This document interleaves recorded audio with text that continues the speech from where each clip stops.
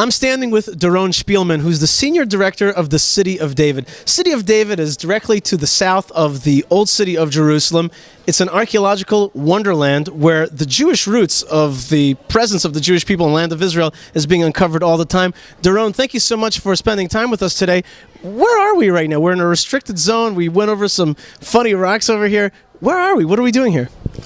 Yishai, if there is a center of the world, and within the center of the world there's Jerusalem, you are very close to the founding of actual Jerusalem. We are standing on stones with walls around us on bedrock, which used to be underneath my office. Meaning this, 5 years ago, I worked about 25 feet over our heads in a little wooden office. This was solid ground.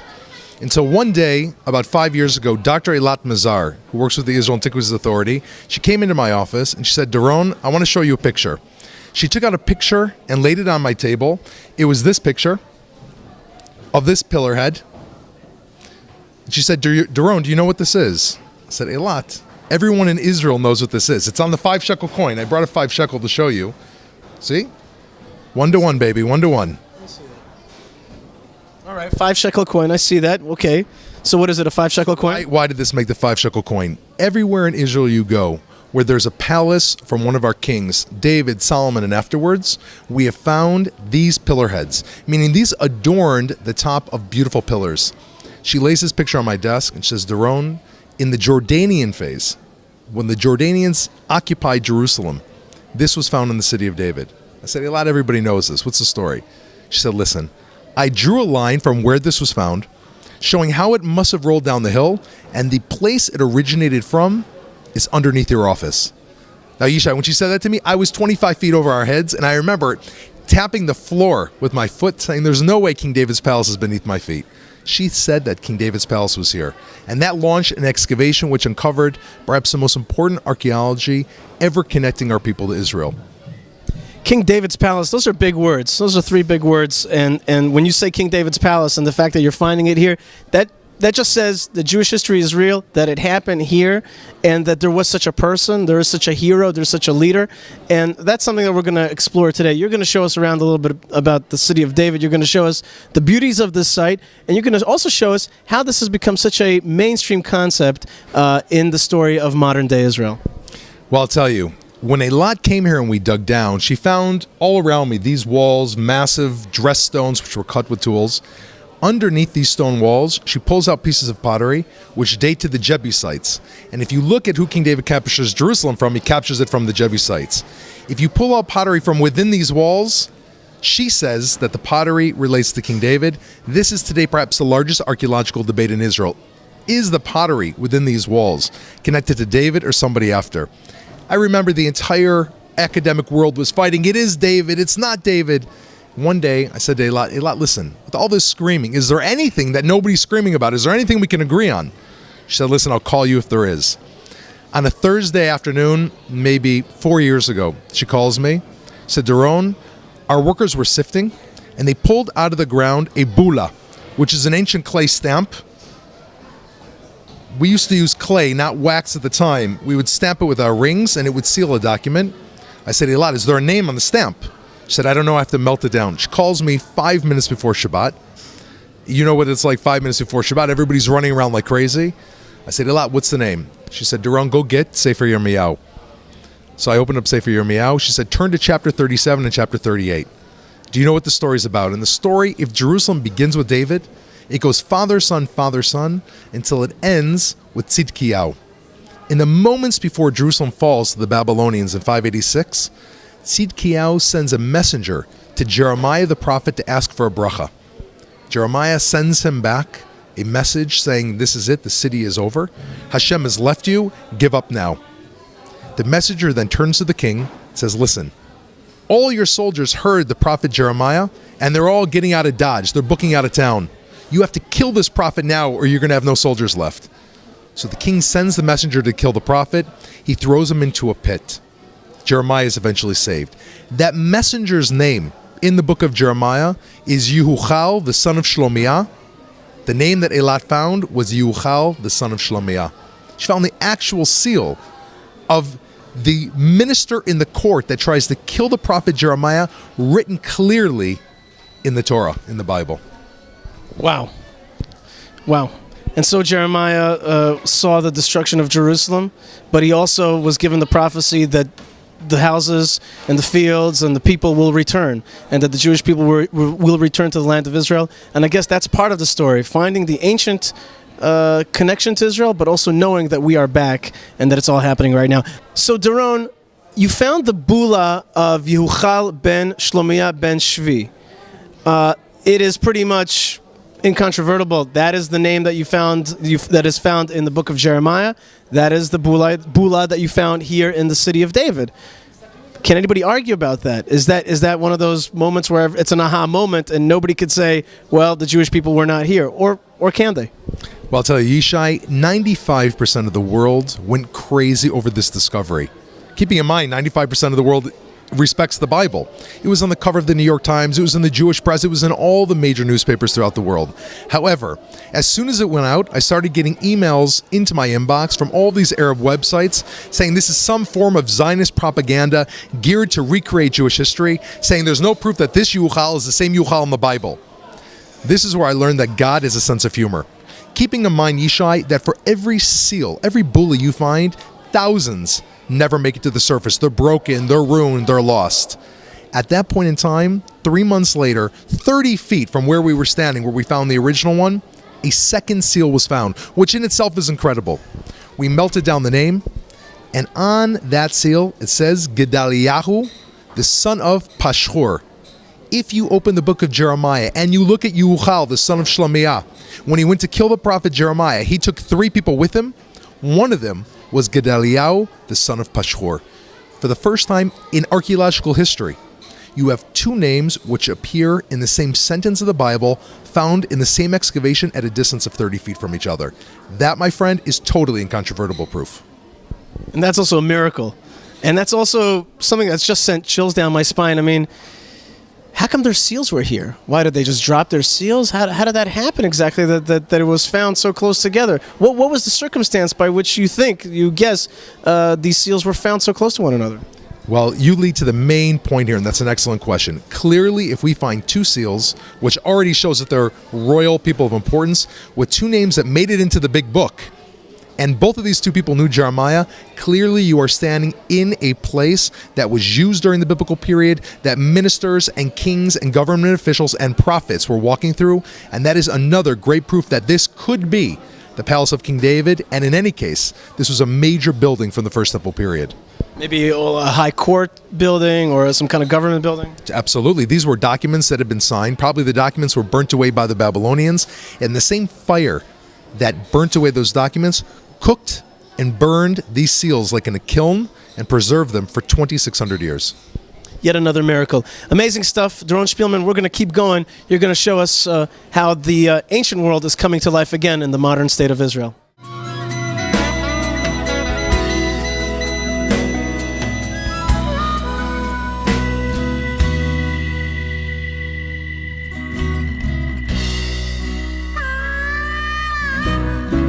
I'm here with Doron Spielman, Senior Director of the City of David.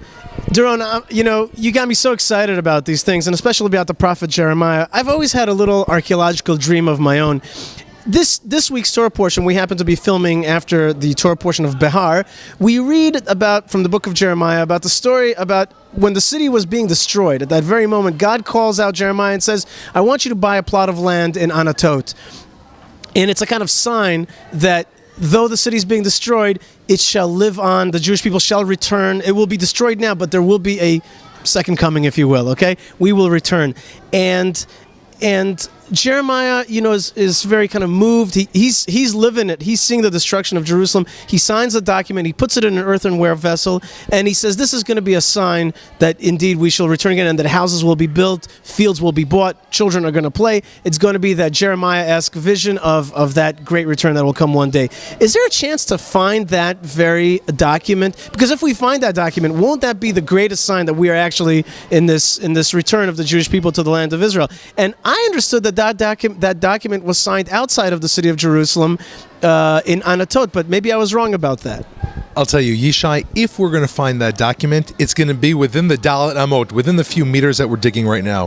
What the Bible tells us in the Haftorah for Parshat Bahar is that Jeremiah was locked in the dungeon in Chetzer Matara, which is the area somewhere between the Beit HaMikdash and the palace of King David, right in this area. As a matter of fact, right next to me is a hole which goes into an underground cistern. This could be the cistern that Jeremiah was thrown into. Who knows? It could be. It could be this one. It could be a few meters away. When Jeremiah stamps that document, it was then placed in an earthenware vessel. That vessel would have been in Jerusalem, kept for safekeeping in Jerusalem. All the documents were stored in the Central Archive. This room that we're in now could be the Central Archive. That could be why we find so many seals. This could be right here. However, the Babylonians come in, they destroy this entire area with fire, and we find remnants of that fire in this palace. When they did so, that scroll could have been burnt away. If it was, that seal could have been burned like in a kiln and could be waiting for us to pluck out of the wall, underneath a stone. It could be here. It could be under any stone around us. We've already found 2 people connected to the prophet Jeremiah. It's a short jump to find that of the prophet himself. That would be something else. You know what? I'm not an archaeologist, but I'm willing to bet that we're still going to even find that document, because that document is a promise. That document is a promise that we will return, and the city of David is making that happen today. So let's keep going, Doron. Let's see what else you're going to show us in this wonderland. ירושלים הרים סביב לה, סביב לה, והשם סביב לעמו, מעתה ועד עולם. ירושלים הרים סביב לה, סביב לה, והשם סביב לעמו, מעתה ועד עולם. ירושלים הרים סביב לה, סביב לה, והשם. Doron, we're right outside the old city walls. You could just see the old city walls of Jerusalem. We're right to the south of them, and that just shows you what the proximity of the city of David to the old city of Jerusalem. That's the Temple Mount. That's the center of Jewish worship right up there, and we're going to learn a little bit about the connection between these two places. But what's funny is that right behind me, I remember this used to be a nice parking lot. It's no longer a parking lot. You guys seem to undermine all of your structures at some point. You're absolutely correct. Listen, every great archaeological site or great tourism center needs parking, and we thought we had it. We had 250 cars parking here. Until about 8 years ago, 2 archaeologists from Hebrew University came, and they said, listen, we want you to clear off all your cars for a week, and we are going to take an MRI underneath your parking lot. It was new technology, wasn't used so well. We said, yalla, let's try it. We went through, we cleared all the cars out of the way, and they took a photograph underneath the ground, which they recreated using a computer algorithm, and they brought us a picture. The picture showed walls, bridges, and most importantly, water cisterns full of water, trapped in 8 different layers beneath the ground, showing that underneath our parking lot, there is a world. The history book of Jerusalem was underneath this parking lot. You want to go take a look? Let's go take a look. Let's see it.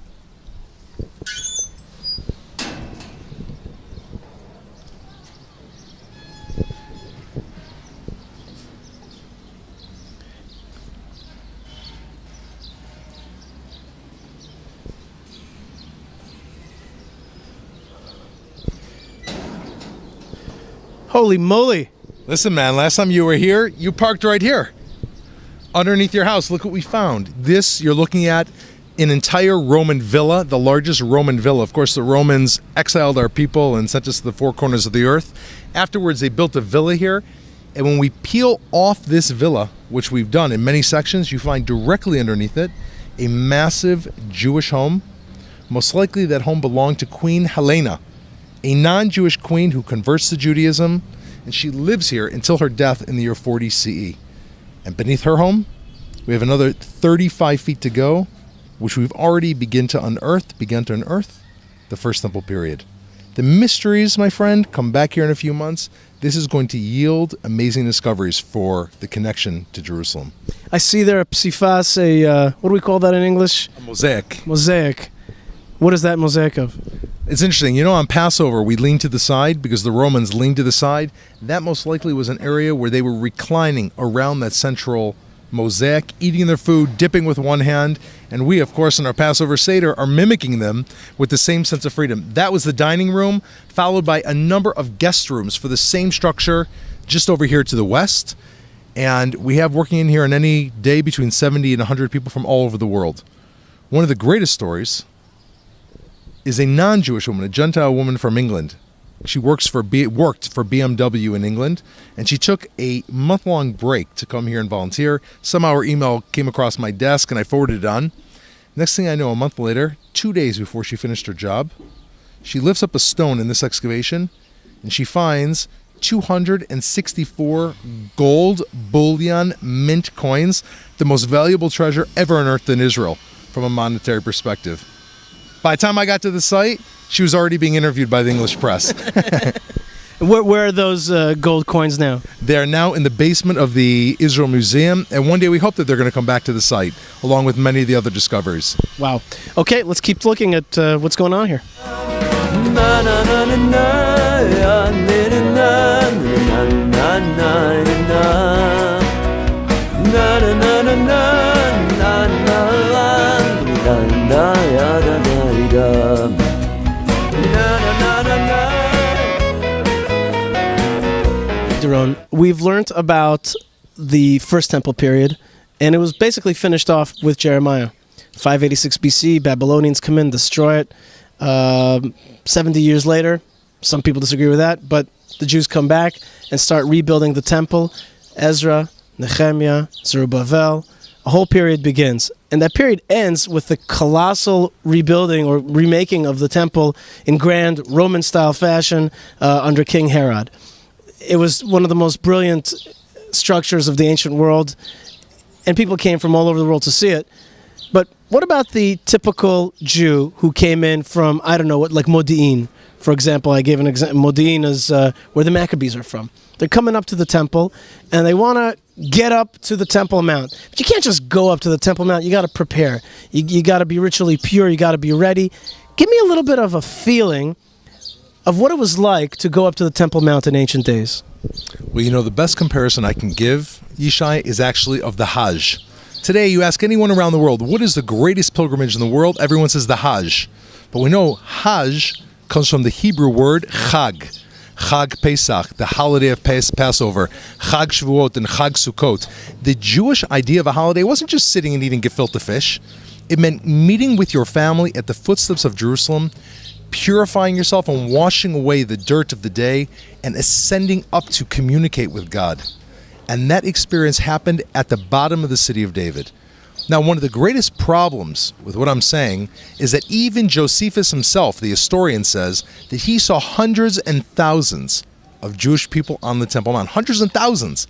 Now, archaeologists asked for years. It's impossible for one reason. There were enough Jews, but there weren't enough mikvahs. Could you imagine hundreds of thousands of people going in and out of the jacuzzi at the local Jewish center? It's an impossible dream. It just can't happen. Look how much time it takes. Until 2004. I remember I got a call at my office that there was a sewage leak in the city of David. The city was in the middle of repairing the sewage leak when they unearthed a massive set of stairs. We began immediately sent crews. They dug the stairs. You're talking about a pool with stairs leading into it on all four sides, much larger than an Olympic-sized pool, down at the bottom of the city of David. So people would immerse into a pool, become pure, then they had another problem. From that pool up to the temple, you had to walk 2,300 feet. How could you walk? If you're Tahor and I'm Tameh, you're pure and I'm impure and I bump into you, you've got to go back in. So remember the archaeologists at the time, Ronnie Reich and Eli Shukran, they said, if this is in fact a mikvah, we will find a road which leads from this pool to the temple. That, my friend, was prophecy, and that road was found. And that's what we're about to see. So the road is going to lead from down here all the way up there. That's right. All right. That road leads all the way up. We have pictures of it as the stones, the stairs carry up. We're in the middle of excavating the road. We've excavated about 350 feet of it. What we found, which is quite amazing, is beneath the road, there is a water tunnel, large enough for a person to stand in, and that area you can clean out very quickly. That is the section today that is going to take us all the way up from now to the floor stones of the Temple Mount, while over our heads we'll touch the stones of the road. So we're going to go underneath the road. Underneath the road of where our fathers and mothers 2,000 years ago walked up to worship years before Jesus, 600 years before Muhammad. Let's go. Doron, for the claustrophobics, this is starting to get a little tight here. We're standing on a north-south axis, and the walls are getting kind of squishy. Why are they squishy? What's to the south? What's to the north? First of all, Yishai, over your head is the Herodian Road. I'm going to show you the floor stones of the road in a few minutes. We are in the water channel, which is just about the width of a person, stood about 2 meters high, where the water would run down from the upper city all the way underneath the city of David to irrigate the fields at the bottom. Herod did not leave out a single detail. Now, there's no question when Herod built this, he also had something else in mind, which was that if the city should ever go to war again, this would be the underground matrix by which our fighters would go underneath the ground and battle their enemies, which in fact happened. Just to the north of us, we're going to walk to this day north towards the direction of the Beit HaMikdash till we get to the floor stones of the Kotel, and to the south, you would hit the Shiloach pool. We're standing in the middle of that crossroads. Awesome. Okay, underneath the ground, in a channel. All right, let's do it. I understand that we're here in this water channel. That's right. There it is. Take a look. There it is. There's the water channel. And the road is right above us. That's where all the people are going up to the Temple Mount. Their feet were right here. This is the road. Our forefathers and foremothers and their children were walking on their pilgrimage to the Beit HaMikdash right here 2,000 years ago. ירושלים הרים סביב לה, סביב לה, השם סביב לעמו, מעתה ועד עולם. ירושלים הרים סביב לה, סביב לה, השם סביב. Okay, we're here in the tunnels, and it's still getting a little bit tighter. Doron, how are you feeling here? Very close to you, Yishai. What is this thing? What is this? This metal pipe is used today to transport our bags from the people excavating in the north. The bags slide down this pipe about 350 feet until they hit the drop-off point where they're collected and sifted. This is a transportation shaft which one of our workers came up with and saved us about 1 million shekels a year just by putting this in. Wow. Okay, this was a place of breakthrough for you, is that right? That's correct. What was the breakthrough? In this area, last January, meaning 15 months ago January 2011, our teams have been digging for months, swinging their axe day after day for years. We thought we had another 2 years of work before we would make it to the Western Wall. One night in January, one of the workers swung his axe, and right here, it opened on this top layer. From here, about to the bar, it was open. We crawled on our stomachs all the way through here, all the way north in one day. There were 5 of us that came through here and a cameraman. The most uncomfortable situation was when the cameraman was behind us and we had to put him in front of us. We had to each lay down on our backs and to climb over us. And this was the area where in one day we climbed north to the floor stones of the Kotel that I'm going to show you. Wow. So this tunnel was kind of left, there was an air pocket or a space that did not get filled up over time. That's it. And you were able to get through it. Okay, it's still not so huge around here. Listen, All right. it takes a real man or a real woman to make it up to the temple. Okay, let's keep going. עד עולם, ועתה ועד עולם. Na na na na na, na na na na na na na. Na na na na na, na na na na ya da da da. Na na na na na.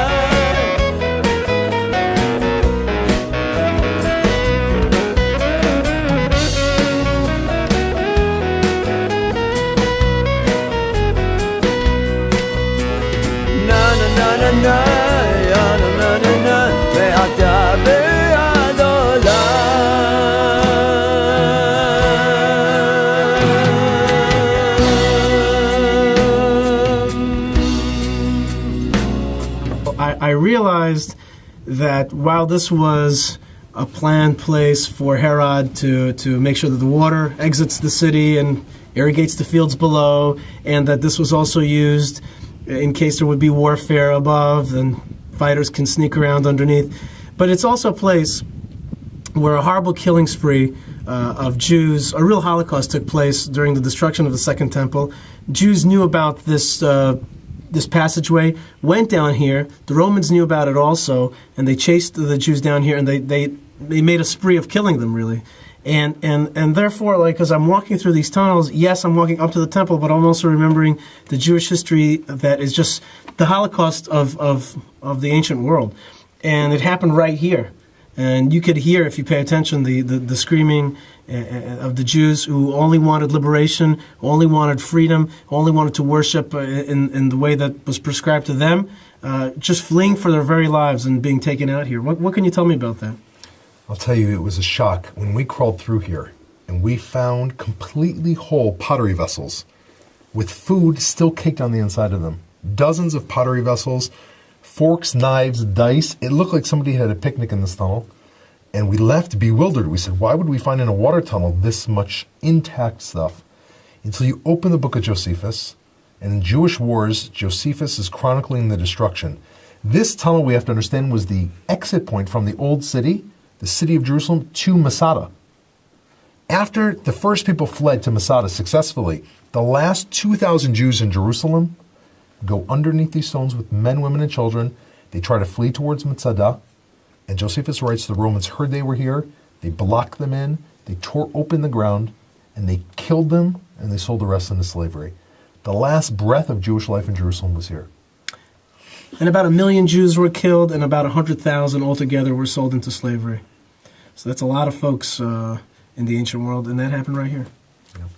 Okay, we've been underneath this road now for a long time, and it was a kind of flat top right overhead. Suddenly we came to a clearing, should we call it, and there's a rounded, arched way right above us, and suddenly a very sharp right turn away from a kind of straight road that we were before. Suddenly it's kind of like an S-turn going on here.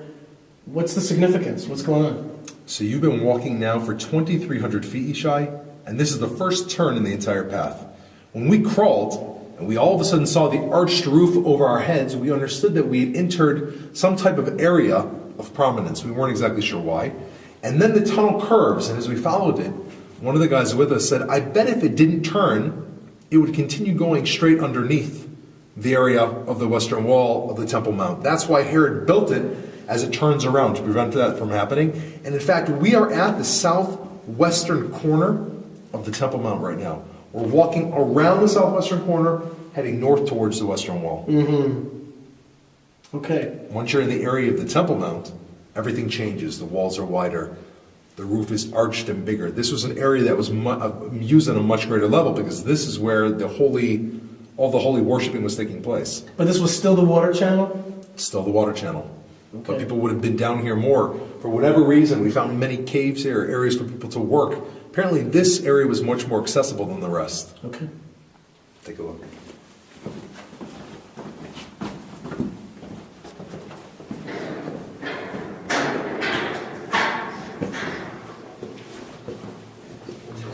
You crawled all these feet, 2,300 feet, until you got to this room. This room has some kind of chimney, some kind of skylight, and here you were able to turn around. Where are we at? It's hard for me to describe to you what it's like slithering on your stomach for 2.5 hours with 4 other people, having no idea where you're going to go or what you're going to find until we reached this room. We fell into this room, and one of the guys with us said, wow, there's light coming in from up above. It was Eli Shukran from the Israel Antiquities Authority. We were accompanying him. We said, where are we? He said, we must be somewhere in the old city.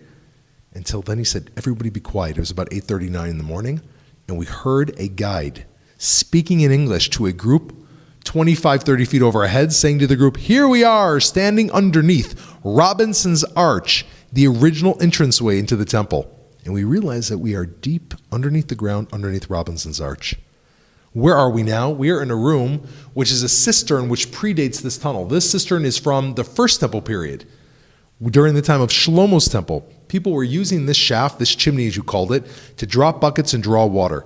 When Herod made his tunnel in his road, he simply broke one wall in here, the other wall behind us, and simply broke right through to make his water channel. But here we are underneath right now the largest freestanding bridge in the world, which led the Jewish people and people from all over the world into the temple. So the western wall is right here? Yeah, just beyond us. Wow. You're going to go underneath it right now.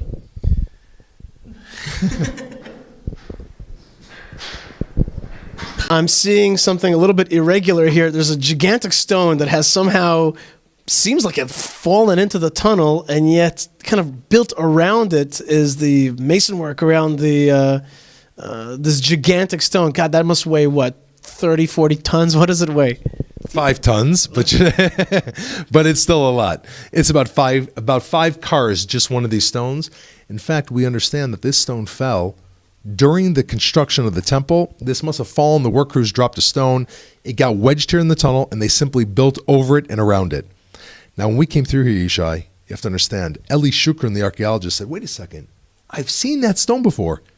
I said, where? He said, Charles Warren, who was sent here by Queen Victoria in the 1860s to look for treasure, there's a drawing that they made of him at the time underneath this stone.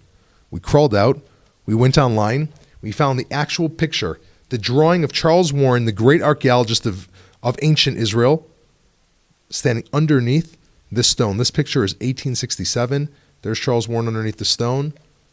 And here we are, continuing the journey looking for treasure. So he was lost? This. Sure, we had the picture, but we didn't know where Charles Warren ever was. He climbed out, left. The Muslims covered up all the holes, and nobody ever came down here again. Wow. So knowledge is oftentimes lost and refound again, and that's the story of archaeology. Hopefully this time we won't lose it again, right? That's the hope. It's here to stay. Doron, when people show up at the Western Wall, they're always amazed at the spiritual site, and people from all over the world are showing up. They're also very surprised when I tell them that what they're seeing is actually just a small part of the Western Wall. The Western Wall is much larger. What I'm always excited to tell them is that right beneath what they're looking at the Kotel, if they're facing the Western Wall, they look to the right, they'll see the southern excavations, and they'll also see the continuation of the Western Wall, which was actually a shopping plaza, which proves that it was Jewish. So therefore, people get very excited. They see it was real life, storefronts and all the stuff. And I explained to them that the Western Wall actually goes far through the old city, all the way through the Arab quarter, the Muslim quarter. And we talk about also the Western Wall tunnel excavations, and it goes way down. Actually, if you go to the Western Wall today, you go into the tunnel, you can look down, you see it's way, way deeper down. But now you're telling me that it's yet even deeper down. And here we are at the Western Wall, at the foundations of the Western Wall right here. This is the foundation. This is where Herod started building the temple and its environs. So how come the people don't know about this? What does this mean? And what are these beautiful, beautiful stones, rougher than we're used to seeing at the Kotel? Give me a little bit of an explanation, please. As you mentioned, Yishai, this was the largest structure on Earth, at least in the eastern half of the Earth, if not on the entire planet, at the time that was being used by people. Herod's temple was 12 square football fields in size. He plants the floor stones on the bedrock of Mount Moriah. Here we are, dozens of feet beneath where worshipers are praying, in a quiet underground plaza, which has been covered for 2,000 years. Herod first laid these stones, and then rethinking his plan, he covers these stones up in order to make a road higher than where we're standing today. The fascinating thing, Yishai, is when he goes to cover these stones to create a higher road, he sweeps the dirt from the Temple Mount into this area. Wow. Everything you find here is swept from the Temple Mount, and that is why the discoveries here have been absolutely unbelievable. Even from First Temple things. Yes, you found First Temple things, including seals from the First Temple with names on them, which we recently announced, the seal of Matanya, who appears in the Book of Chronicles.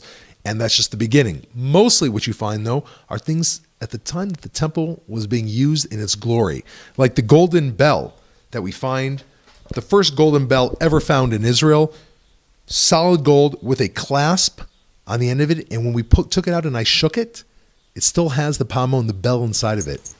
Now, this was part of the high priestly garment. There would be a bell and a pomegranate on the edge of the hem of his tunic, and he would wear this, and it would make a little bit of rustling noise as he walked into the Holy of Holies. He had to wear that in order to kind of announce himself. And we found those little gold bells. For the first time ever in the whole country, you find a golden bell, and you find it just next to the Temple Mount. The likelihood that this came from his garment, like you said, is incredibly high, according to all archaeological opinions. But that was just one thing we found. The next thing we found, Yishai, was this, perhaps the most moving piece. An inscription of the menorah. It only has 5 branches. Possibly the artist ran out of room, but somebody began in a very rough, almost like a childish way, to carve the shape of the menorah at the time when the Jewish menorah stood at the temple in the highlight of the service. They must have carved it, put their little carving off to the side. Herod sweeps it into this tunnel. It's one of only 3 depictions ever found of the menorah. We even have the stand that was found here. But of course, Shishai, amidst the glory, we also have, as you mentioned before, the destruction. This sword, found in its scabbard, is a sword from the Roman 10th Legion. We have to imagine, today you say the word Nazi and Jews get shivers up their spine. For 2,000 years, you said the word Roman 10th Legion and you got shivers up your spine. These were the people that killed 1 million of our people, that exiled us to the 4 corners of the earth. We find one of their swords inside its scabbard right here. Wow. So 10th Legion, these were serious fighting folks, and they came to destroy Jerusalem. But before Jerusalem was destroyed, it was first rebuilt in this glorious fashion. And what Herod did was he took the small, let's call it Solomon's temple area, and he widened it out by making these walls, that, including the western wall, that gave a lot more room. He filled in the room that was left with dirt, created it, and made a much bigger plaza. As you're talking about 12 football fields. And this is the very base of it. This is the very base of it. So if you want to kind of get to the root of the temple and the root of the Kotel, the western wall, here it is. This stone right here. How much does this weigh, you think? Come on. Dozens and dozens of tons. By the way, Yishai, there's still room here for a few notes. You can be amongst the first. I think I will pray here a little bit. Thanks, Doron. Thanks for the opportunity. Well, I'm looking forward to, if you keep doing your work, maybe we'll get even closer to praying where we once prayed in the ancient times, and one day we'll again. Can you hear that song? Amen. You've got something in your hands for me, something for our viewing pleasure here. You have a coin that has somebody who looks a lot like my dad. Who is this person on the coin? What does it say? I don't think you would want this person to be your dad. This says in it, Vespasian. Vespasian is, of course, the Roman emperor that destroys the temple. This was called the Judaic Capta coin because on the obverse side, it has a picture of a palm tree with a Jewish maiden crying as she submits to a Roman soldier whose shield and armor are sitting on the other side of the tree. This was, Yishai, if the Jewish people had a cry to be free people. We didn't want to conquer anybody. We just wanted to live free, to daven to Hashem, to pray to God. This is what the Romans stood against, that everybody should be subjugated. The average victory coin minted by Rome would be minted maybe 2 or 3 times. This coin, Yishai, was minted 42 times. The Roman victory over the Jews was a victory over monotheism, over the freedom of an individual to communicate with God. The only arch to remain, the victory arch in Rome today, is the Arch of Titus, the victory over our people. Well, there's another side to the victory of the Romans over the Jews, and the fact that they printed these coins. It shows what an intense enemy the Jews were. We were no pushover nation. We were actually the nation that fought them, annoyed them to no end. We actually rebelled against the Romans twice. And that just goes to show you the prowess, the fierceness of the Jewish fighters. And in fact, Bar Kokhba took this coin and minted over it and said, L'cherut Zion, for the freedom of Jerusalem, for the freedom of Zion. So we were a tough enemy. And a lot of times when people accuse Israel of being an occupier, I tell them not only are we not an occupier, but we're occupation busters. We bust people who try to take over our land and stop us from worshiping the way we want to worship. We fought the Romans because we had the audacity. We lost, but here we are now, and we've won because we're back, and they're not. Yishai, here we are, we're walking 25 feet up all the way to ground level to the street that our mothers and fathers thousands of years ago used to go into the temple.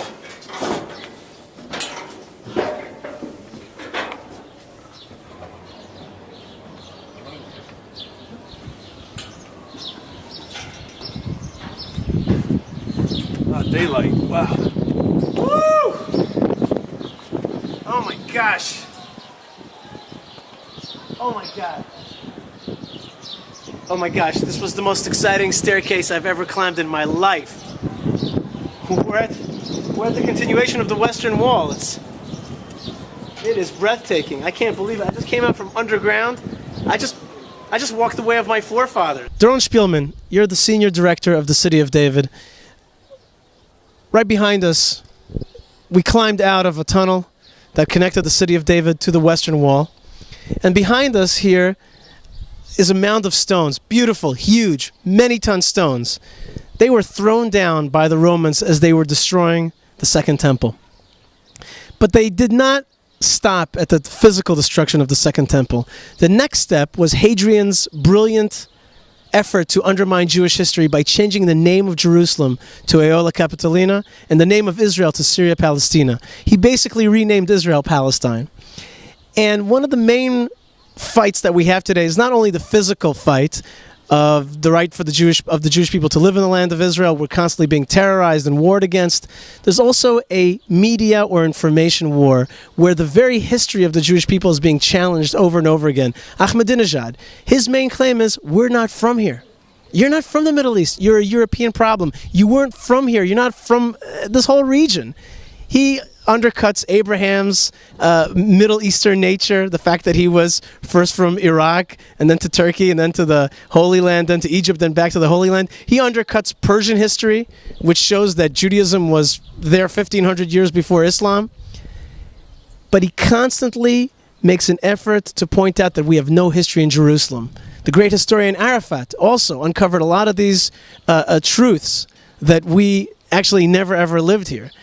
And yet all your work and the City of David's work and all the archaeologists who are doing great work, the Antiquities Authority uncovering our history, are proving otherwise. What do you say to all those that claim that we have no history and therefore no rights in this land? You know, Yishai, I would separate into three. There are people who know the truth of their history. There are people who will deny all truth at all expense, radical jihadists, Islamic radicals, which you can show them proof in front of their eyes, and because of this new effort to rewrite history, they'll deny it. Neither of those two camps are the ones we need to really be concerned with. What we need to be concerned with, Yishai, is the average man and woman throughout the world who wants truth, who wants to know what happened here. And to those people, the City of David firmly explains that our people suffered this destruction 2,000 years ago. We lived here with two incredible dynasties beforehand, and the dream of that dynasty and the feeling of that dynasty never ever left our souls until we came back to this land. And everything you pull out of the ground in the City of David, every stone you overturn is another element of that, which is why here we are next to the Temple Mount. Ikrim Sabri, the Mufti of the Temple Mount, once said in a Friday sermon, or many times said, any stone you turn over in Jerusalem, not one of them shows Jewish history. He has to say this, Yishai, because every little child that kicks a bit of sand here uncovers 3,000 years of our people's history here. That's the power of where we are. Nobody can erase us. These stones may have fallen, but we're back here today. They can say that this place is called Palestine, but we know in everything we uncover is Israel. It was, it is, and it always will be. The Hadrianic War continues, and we are determined to win it. We are determined to know our own history, to know our truth, and therefore to know our rights. And I guess in the end, we're fighting the same battle, which is Lecherut Zion, for the liberation of Zion. Doron Spielman, thank you so much for being with us. Thank you, Yishai. It's an honor.